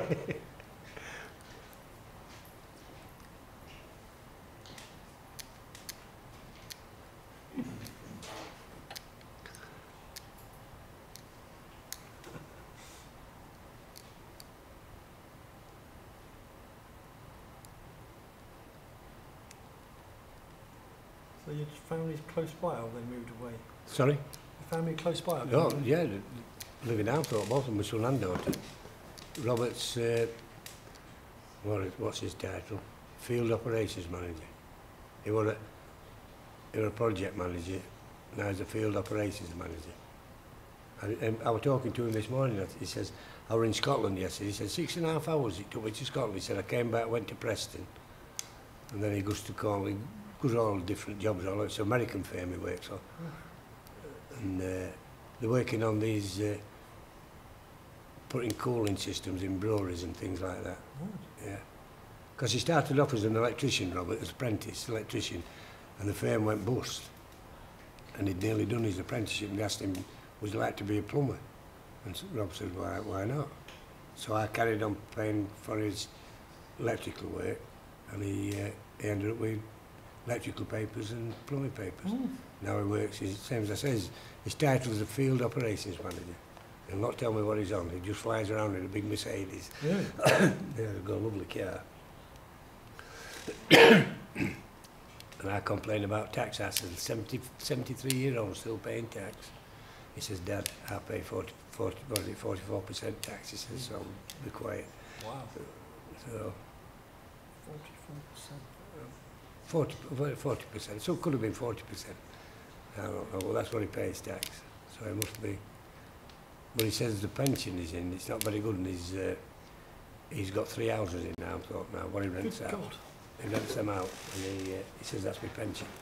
But same as he says to me, he says, all I've had to do is find the deposit for the mortgages. He says the people I've got in to pay mortgage, really. And that's what he does. And Sandra works for council, she's manageress at council. Yeah. We've got high achievers. Oh yeah, they've done well. And Robert, he went to this big dinner and everything, and they were managing director, the American chap. And he says to Robert, where were you educated, Robert? He says, at secondary modern school. He said, what do you mean secondary modern school? And he explained to me, he says, I left school at 16. He said, I never had a GCSE or anything. And he hadn't. He just, Really? yeah, worked his way up like that. He's done well as Rob. I don't know who gets it off, it's not me. I imagine you were quite bright. Sorry? I imagine you were quite bright. I can't spell. I know, but I suppose that's do you think that's a major Yeah. drawback? It's nothing like a train, honestly. No. I've really, really tried, and I just can't. It's embarrassing sometimes.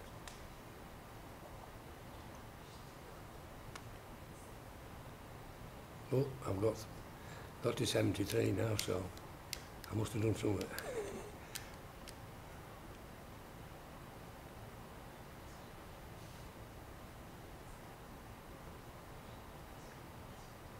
Coldstream Garden's pretty impressive thing. Yeah. Do you feel like a part of history when you're doing it? Do you feel like Oh, how yeah. old is the regiment? 16, something, it was formed in Coldstream, the march from Coldstream to London. And that's why there's Grenadier Guards, then Coldstream Guards, but when they're all on parade, or Household Brigade, Coldstream Guards are always on the left-hand side. It's Nulli Secundus, second to none. That's the motto, Nulli Secundus, second to none. Honest Waco Malipens, evil be to you, evil thinkers. Oh, you used to get all that drilled into you. Oh. How long was the training? Just short of 12 months of training, yeah. I can tell you my army number, but I can't tell you my phone number.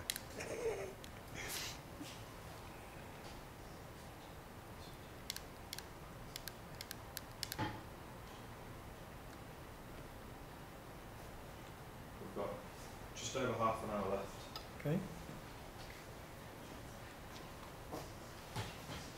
Can't do it in half an hour, it goes in bin. No, he just drops it on the floor by accident. Yeah. Thinks it's highway way. Do you have to be out for 5, like, something like that? At the same time? No. No. But if we allowed Laurence to have as long as he wanted on things, then he'd take ages. I don't know. Very nice chap, Laurence, we've got on. Good news, isn't it? I give him some more hair now. I'm enjoying this head. This seems like a very long session. The other one felt very, very quick. Why is he talking a lot? No, I just think we're under control for a while. It's definitely there. What are you going to do about the glasses? I don't want them. I don't want the glasses. He's got too good. His eyes are too good. What's the word? There's the irony.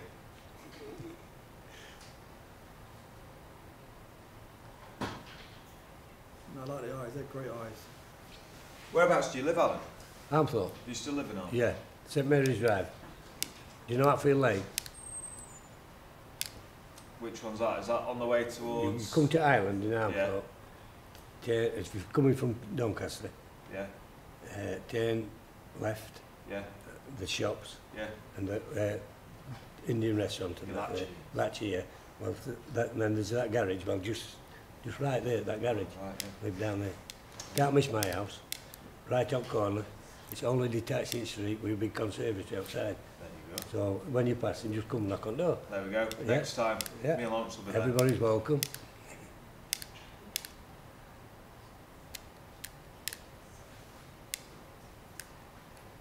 Just saying, Liz is going to be around for the until 5 because I've got a dash to get out. The little Okay. ones. Okay. I'll see you. What time does the match start tonight? I think it'll be 8. Okay, I'll be there at 7:30 or something. Sounds brilliant. I'll be there for 8 then. Go on the show. Yeah, 7:30. Sounds good. Yeah.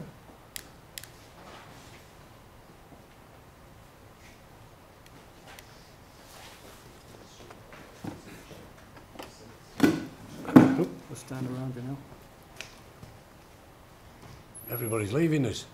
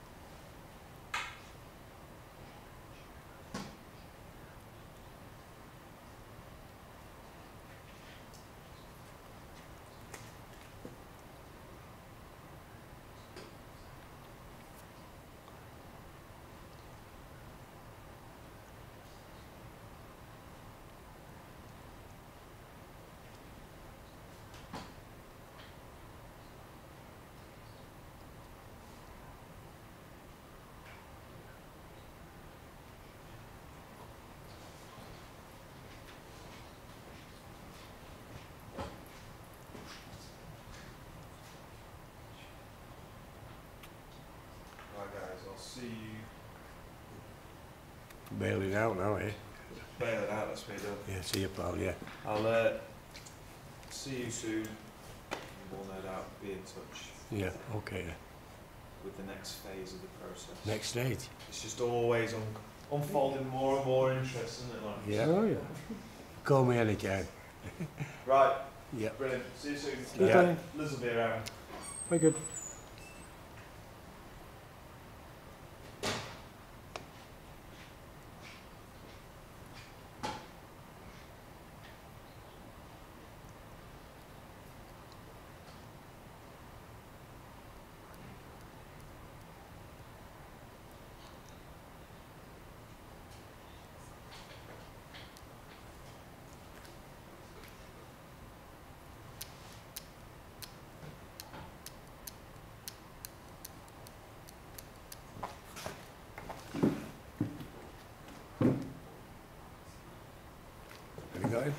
Getting there.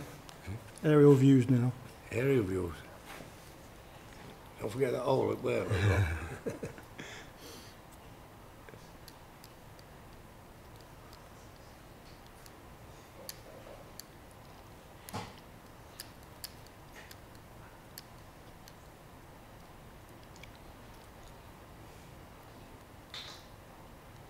It's all about shapes. Finding the right shapes.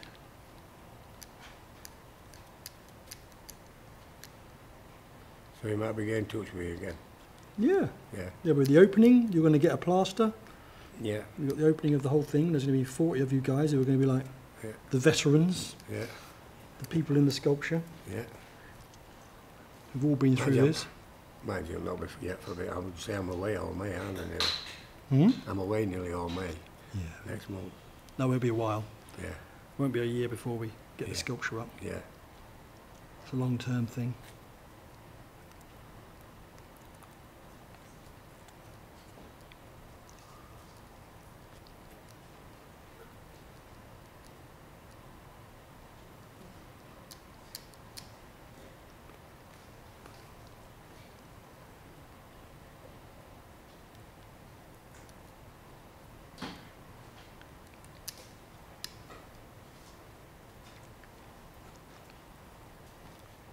See, look, everybody's bailing out.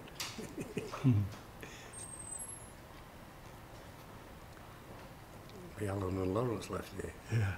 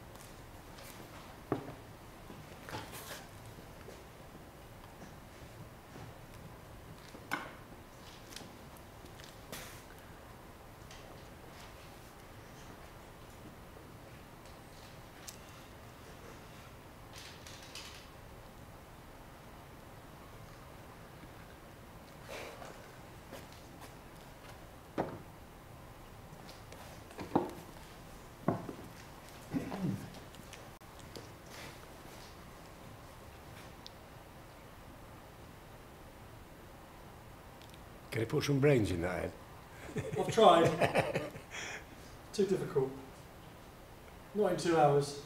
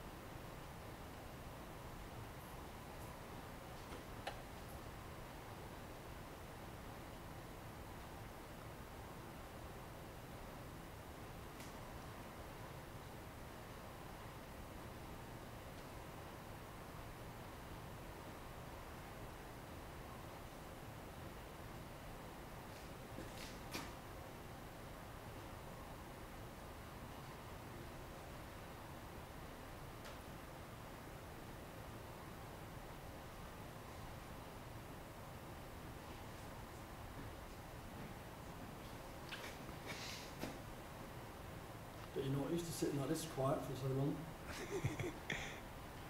Tonight, yeah, we. Nice break.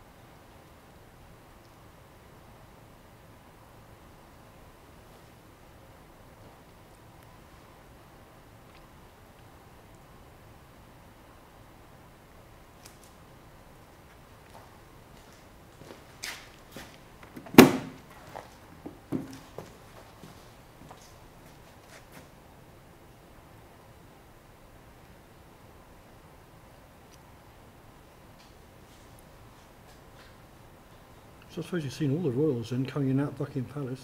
Oh yeah. Yeah. Round back of Buck Palace. There's a sentry's post there. And one night I had to go around there on a corporate time. I went round to see sentry. And the police said a car's coming in. And Princess Margaret, she come in, just flat out it back. I don't know if she was drunk or what. Then another time I was putting sentries on at front, and the car pulled up behind me, turned around at the Duke of Edinburgh. Really? Yeah, you have to present arms and everything, you know. Oh, God. I've got some photos on my phone there when we were at the garden party. Oh, yeah. Yeah.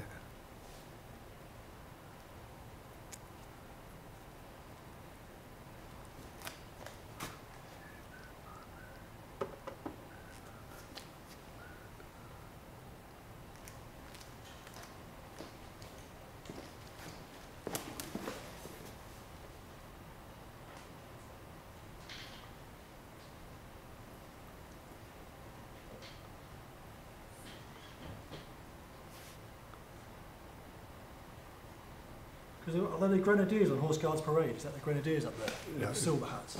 Not the horse guards. Horse Guards? Yeah. Grenadiers, Coldstream, Irish, Welsh, they all just red tunics and bearskins. Did you get your bearskin made for you? No. Are they old? Are they ones you... Oh, some of them are years old. They're originally made from Canadian brown bear skin. And what are they now? I think they're all artificial now, what they have. But when we were in, they were all Canadian brown bear. Really? Yeah, you had to comb them and wrap towels around them to get shape.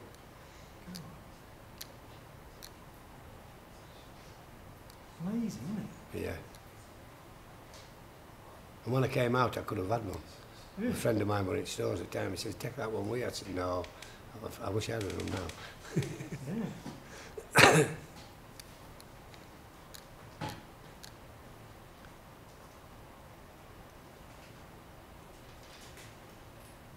Well, it's an amazing piece of history, isn't it, you've been a part of? Yeah.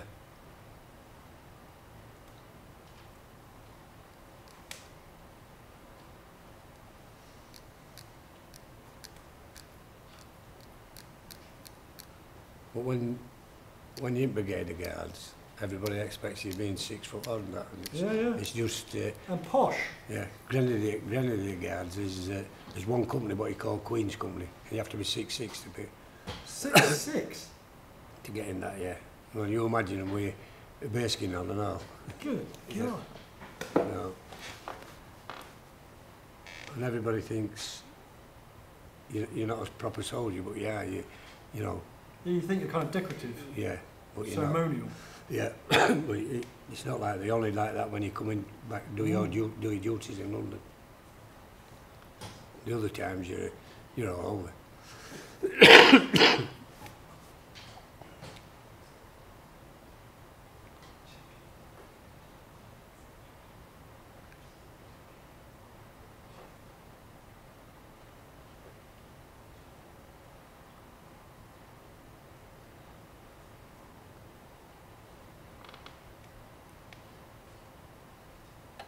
I mean, God, I mean, standing still for so long.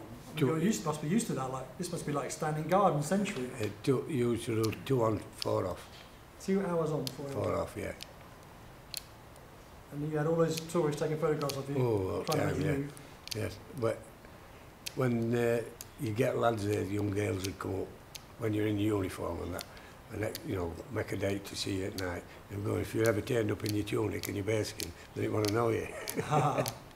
Well, you couldn't go out to camp with him, like, you know, with him, bearskins and that. Oh, I've had some laughs. In 60s round London, when you're in London. God. 1960s. Around Carnaby Street, and well, we were stationed there, Chelsea actually, out in Yeah. Chelsea, Sloane Square, Carnaby Street, Kings Road, all around there.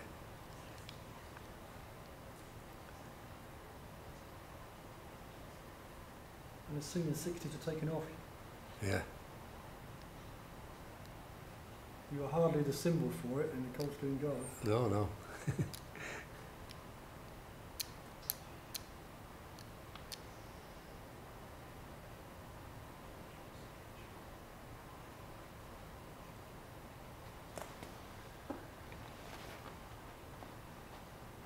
Did you make friends for life, or did it just like... Yeah, they still get in touch with each other. Yeah. And the camaraderie is nothing compared to the mine, is it? Oh no, it isn't. No.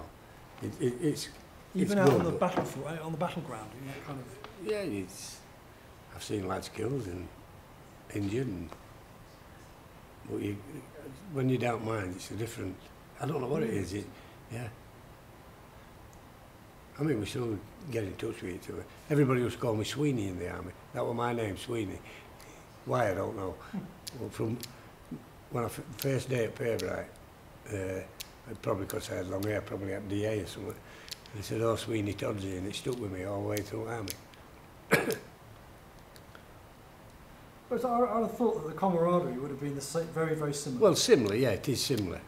But Well, because I mean, often people miners talk about the fact that everyone depends on each other. oh yeah, you do, For yeah. the I mean, it's safety and same, health. same when you're in the army, yeah. So I you're thought dependent on each military other. kind of Yeah, attitude. it is.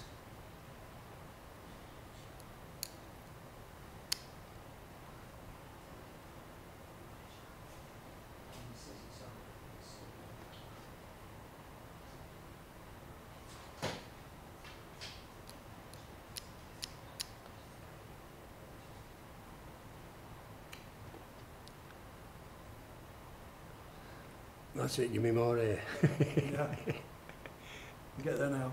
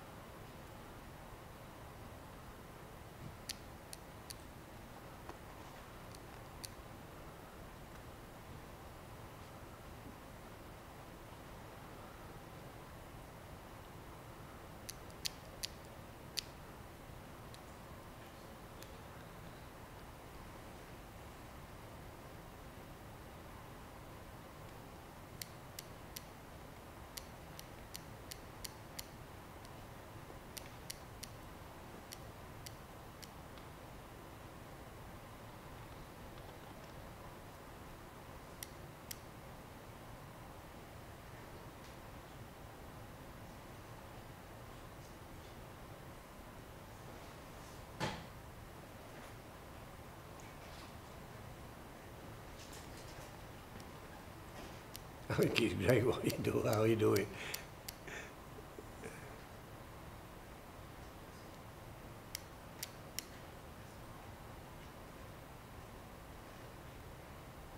It's getting hard now.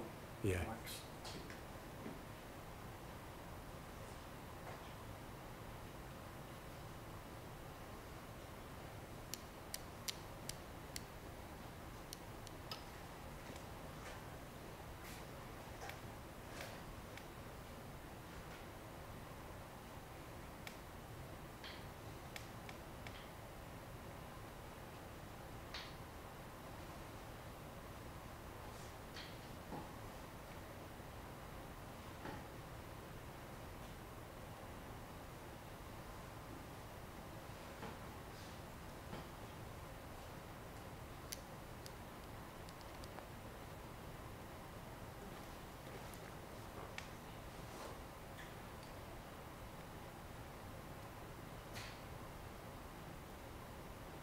Looks like a miniature me.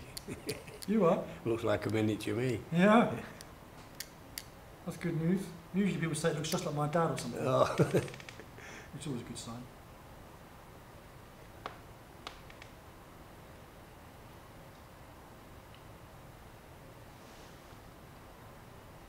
It's a strange scale, it's a strange size to make the head. Like a shrunken head. Yes.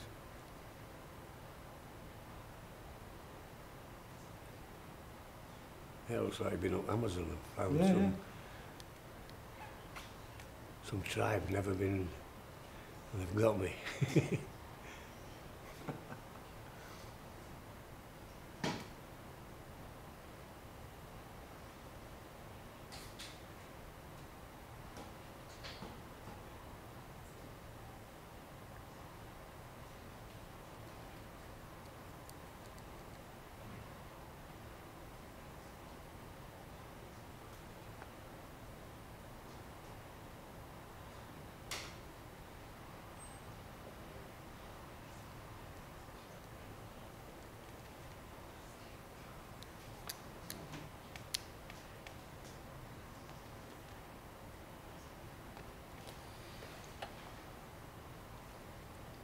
I can tell you're coming to the closing stages, you're getting closer. yeah. I'm freezing down the neck soon.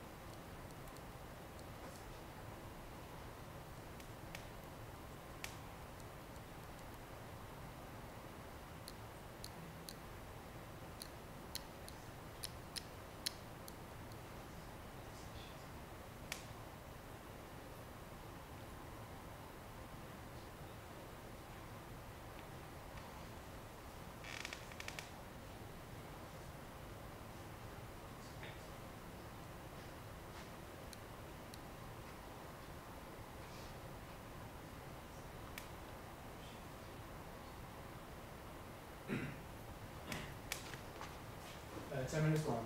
Okay.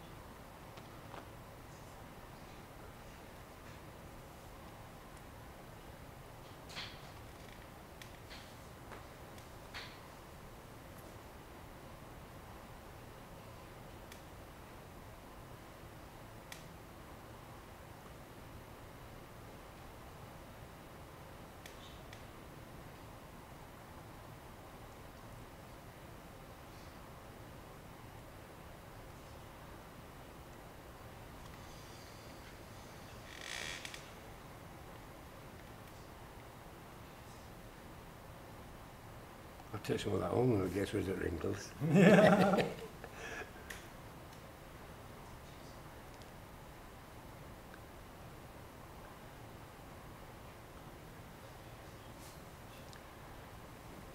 Tell you, get 10 a piece at Halloween for that. Put a candle in it. Yeah.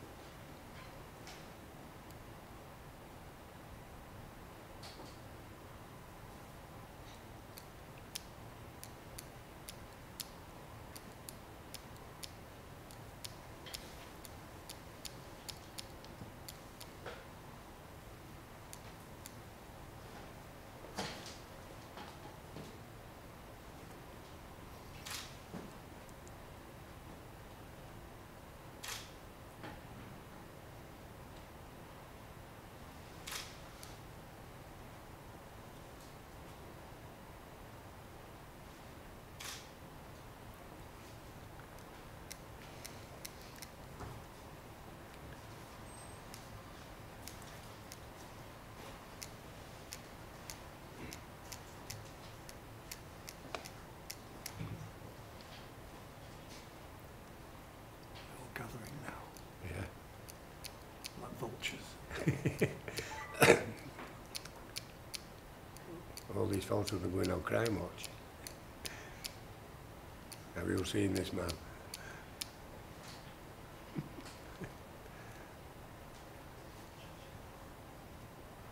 Wanted for frightening children.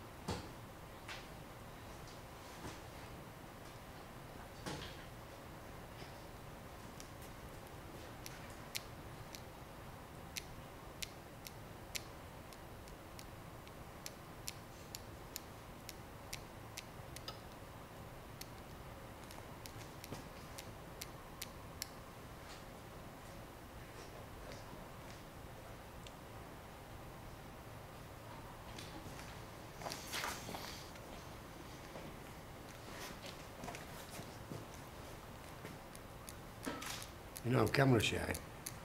You wouldn't know it. They cured that problem anyway.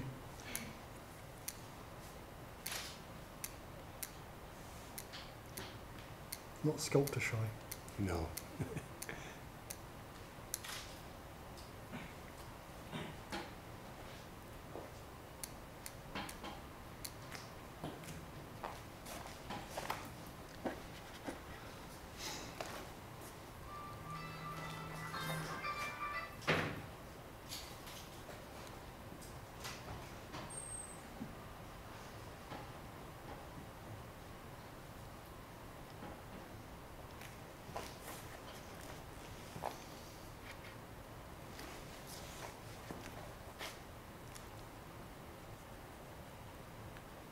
Been an experience. Been great. Centre of attention for a little while. Yeah. A bit like being a Coldstream guard. Oh.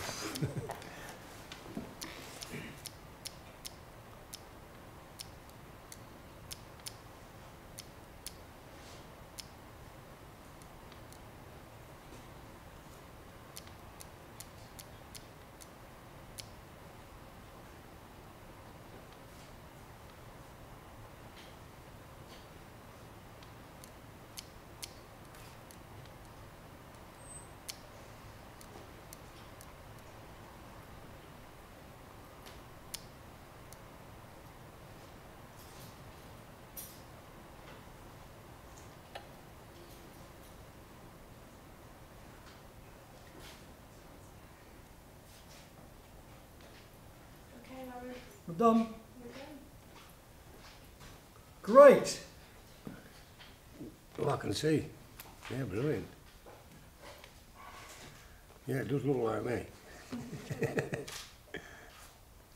Can you be able to frighten kids with that? Yeah, don't worry, there's a few scared people already. Yeah.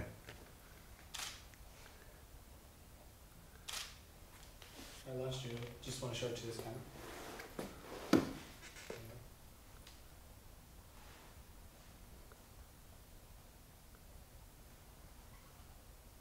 It's great. Thank you very much. Thank you. Brilliant.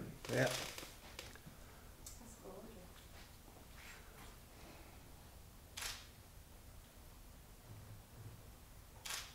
Oh, these are not for crime watch, you know.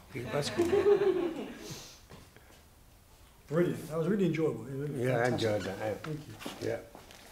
Very interesting. Oh.